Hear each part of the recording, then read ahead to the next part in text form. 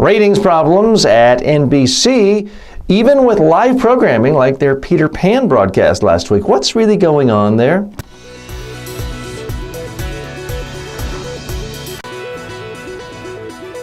NBC promoted its airing of the live Peter Pan Broadway show last week, and the ratings, frankly, were not very impressive. 9 million people, compared with the 22 million people of the live showing of The Sound of Music last year.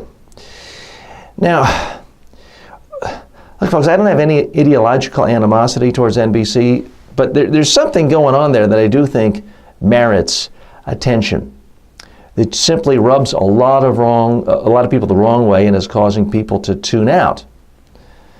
Now, if you saw the promos for the Broadway show Peter Pan, and you couldn't miss it if you watched that network, they were on every 2 seconds, seemingly, for weeks promoting it. And here's what I think is starting to rub a lot of people the wrong way. NBC, which is based in Rockefeller Center, is starting to seem more like a Rockefeller trust fund or a trust operation that's all about the family. Now, the Rockefeller Foundation does have their foundation in Rockefeller Center, and they take care of their family members, but it seems like NBC is doing the same thing. We saw over and over and over again the plugs for Allison Williams, who was Peter Pan, who's Brian Williams, the network anchor's daughter.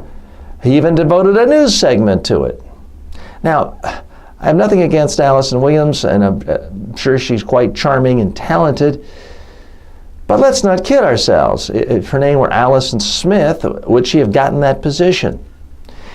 This isn't just one particular isolated example of the newsroom affecting the entertainment world. Look at their cable news situation over at MSNBC. You've got a kid, when I say a kid, 25 years old, that is a kid, whose chief claim to fame is Mia Farrow's mother, and Woody Allen or Frank Sinatra, depending on who you believe is his father. And then look at NBC proper.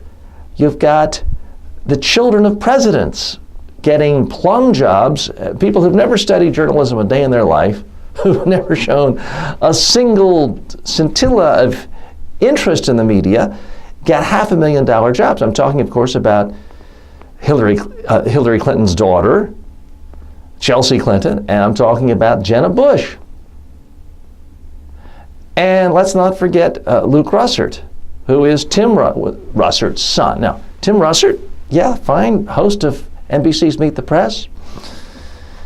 And again, I have no doubt that Luke Russert is a nice, hardworking young man, but there's just something unseemly about so many people getting high-profile positions on the entertainment side, the mainstream news side, the cable news side, all because they have rich, famous parents. And it just seems like the whole organization is being run as a trust fund rather than an above-board, open organization, part of a publicly traded company.